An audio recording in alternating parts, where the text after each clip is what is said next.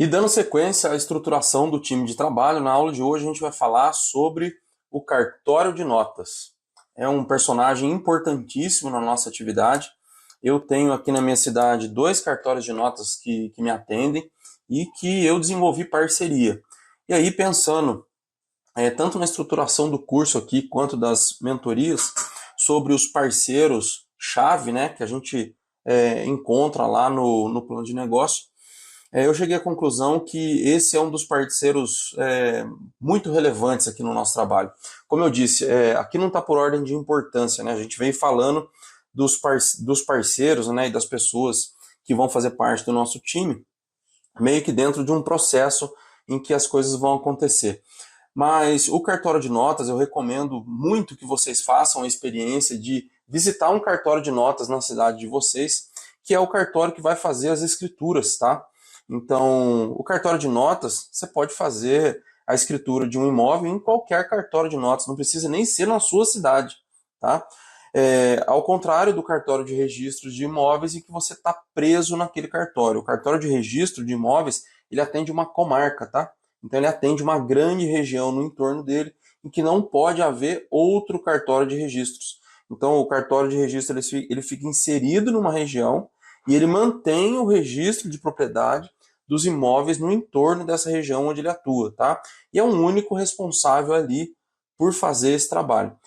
O cartório de notas, ao contrário, ele, além de diversos trabalhos de notas e títulos que ele desenvolve lá, ele tem um trabalho importante para a gente, que é a escritura, e também um serviço que eu contrato que ajuda a gente auxiliar e baratear o trabalho do advogado, que é a verificação do terreno e dos proprietários. Eu já vou falar disso com vocês aqui, tá?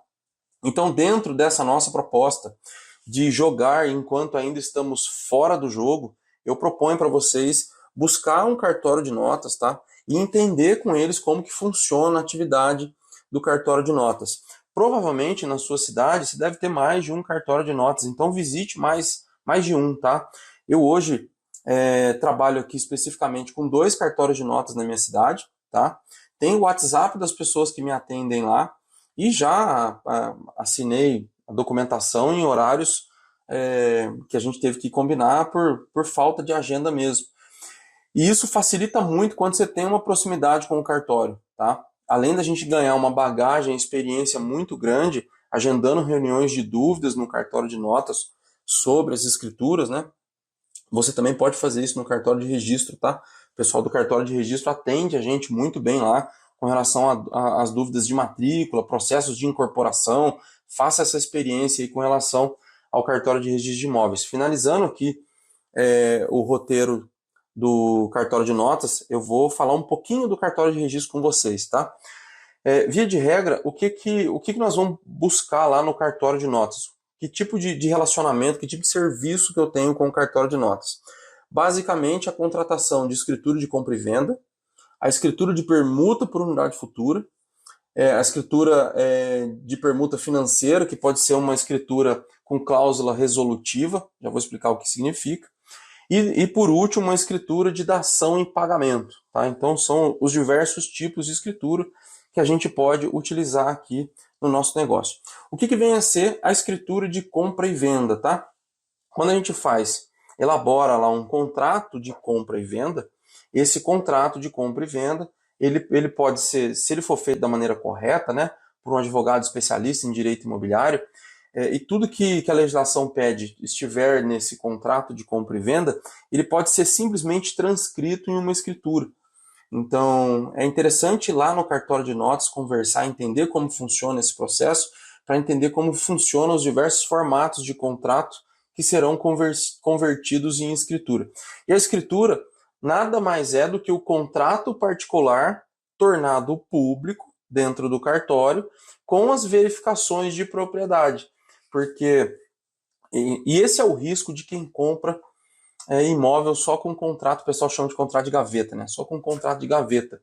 Porque quando você leva para fazer a escritura, o que acontece? Aquele seu contrato particular, ele é tornado público ali no momento da escritura, e o cartório vai verificar se as pessoas que estão transacionando aquele negócio ali são realmente as partes interessadas, se o dono do imóvel é realmente o dono do imóvel, né?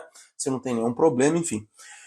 Dentro desse contexto da escritura de compra e venda, eu faço um procedimento no cartório de notas que também serve para as outras escrituras, tá? Que é pedir para o cartório de notas levantar para a gente a situação tanto do imóvel quanto dos proprietários. Então o cartório vai levantar lá as diversas certidões do imóvel e do proprietário, e normalmente eu peço para que essas certidões constem na escritura de compra e venda. Então o cartório faz esse serviço para a gente, eu pago lá um adicional, sei lá, de R$ 150, e o cartório faz isso para a gente. Uma vez que o cartório faz isso, a gente pode levar essa documentação para o advogado também fazer uma análise nessa documentação. Então o advogado ele não precisa dedicar tempo nisso, ele pode dedicar o tempo dele em outras coisas da viabilidade legal do projeto, enquanto o cartório faz o levantamento das certidões do terreno e do proprietário do terreno, cartório de notas, né? Então aqui eu decidi trabalhar com os cartórios que me atendem dessa forma, tá? Em que quando eu vou fazer a compra, além da gente ter ali uma orientação junto com o cartório, eles fazem esse serviço de levantamento das certidões e depois incluir as certidões lá na escritura de compra e venda. Também pode ser na escritura de permuta, na escritura de compra com cláusula resolutiva, que é o caso da permuta financeira, e depois no caso da escritura de dação em pagamento. O que vem a ser a escritura de permuta por unidade futura? Ela é um tipo de escritura que é a transcrição do contrato de permuta por unidade futura. Então, lá no início, quando eu faço a proposta para o terrenista, e aí a gente vai falar de planejamento jurídico, né? A gente já falou, inclusive, sobre planejamento jurídico aí, quando falamos do advogado. Quando a gente trata da opção de compra, que a gente faz a proposta dentro de um contrato, porque é vinculante, cria obrigação, lembra? Nós falamos sobre isso.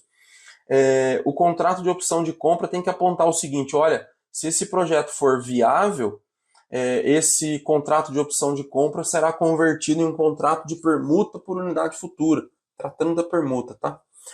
E no contrato de permuta e também na opção, a gente já explica, e a permuta evoluindo, realmente sendo concretizada, esse contrato de permuta por unidade futura será convertido em uma escritura de permuta por unidade futura, que depois ela vai lá para o cartório de registro, a gente dá a entrada no cartório de registros, na incorporação, e aí junto com a escritura de permuta, mais o processo de incorporação, né? A gente faz isso junto para poder fazer todo o processo regular. Então a escritura de permuta serve justamente para poder documentar de forma pública a permuta que está ocorrendo, tá? Depois a gente tem a escritura com cláusula resolutiva. O que vem a ser a escritura com cláusula resolutiva? E ela serve para a gente fazer a permuta financeira, né? A gente define, é a mesma escritura que o banco faz quando faz a alienação de um imóvel, tá? É muito similar o processo. Então, por exemplo, você pode vender um imóvel para uma pessoa e combinar esse pagamento parcelado do imóvel já dentro de uma escritura, né? Primeiro você faz lá o contrato de compra e venda, e aí você converte esse contrato de compra e venda em uma escritura com cláusula resolutiva, né? Combinando como vai ser o pagamento. Aí o cartório de notas já faz essa escritura, já define lá as datas e a forma de pagamento que vai ocorrer e os valores já definidos dentro da escritura, tá? E essa escritura vai para registro, e lá no registro fica, então, uma cláusula resolutiva na matrícula do imóvel, que depois ela pode ser retirada se você apresentando lá um documento de quitação do imóvel, tá? Isso é importante e é uma segurança, principalmente para a gente que compra imóvel faz isso, porque vamos imaginar aqui uma situação hipotética, tá? Você faz uma aquisição, pagando parcelado, e vai lá construir no terreno enquanto está no nome do terrenista, tá? E de repente, sei lá por qual motivo, o terrenista vem a falecer, esse terreno entra em inventário. Game over, tá? Então aí a gente lembra lá da gestão de risco que a gente conversou no módulo 1, né? Nós não podemos entrar nesse tipo de situação, nem trazer o capital de investidores para esse tipo de situação. Para isso, existe a escritura com cláusula resolutiva, onde a gente vai fazer a compra já parcelada, com o parcelamento definido ali na escritura, e isso vai para registro. Já fiz isso aqui algumas vezes também. Tá? Então existe a escritura com cláusula resolutiva que permite a gente comprar a propriedade lá do terrenista como se fosse no banco, por exemplo. Tá? E por último, a gente tem a escritura fazendo dação em pagamento. O que é a escritura de dação em pagamento? Né? Vamos imaginar, é uma das formas da gente encerrar a SPE e distribuir os resultados quando a gente vai fazer carteira de locação. Vamos imaginar, é a forma que eu faço aqui hoje, tem outras formas de fazer também.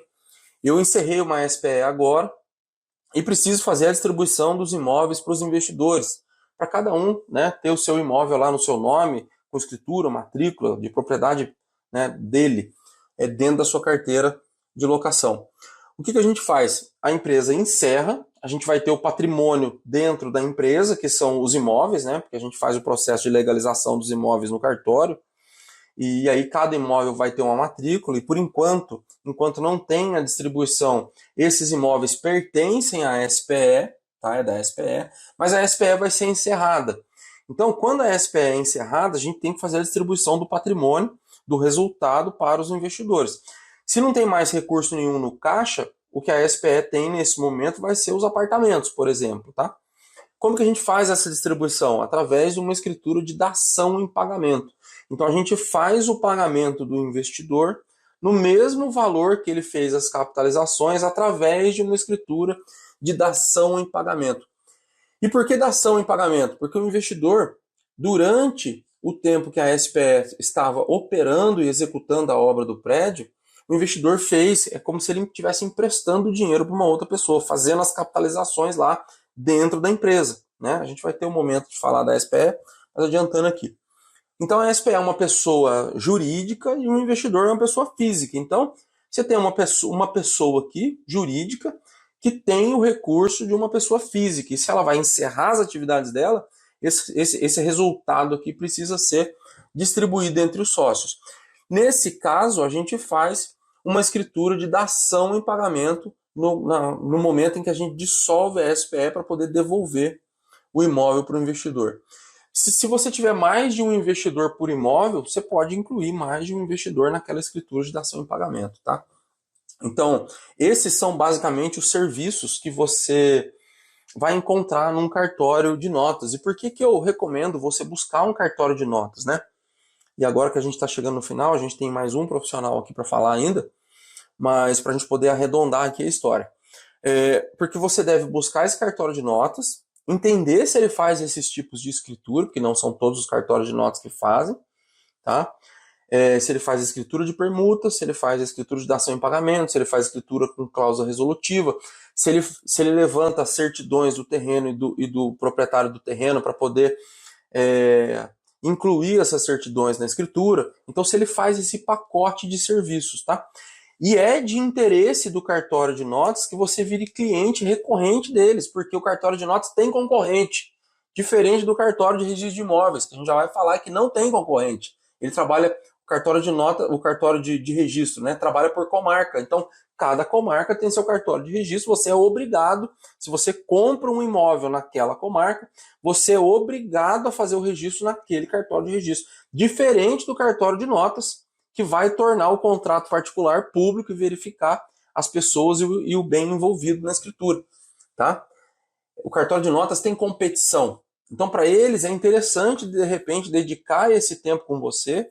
Eu tive aulas excelentes nos cartórios de notas que me atendem. Tá?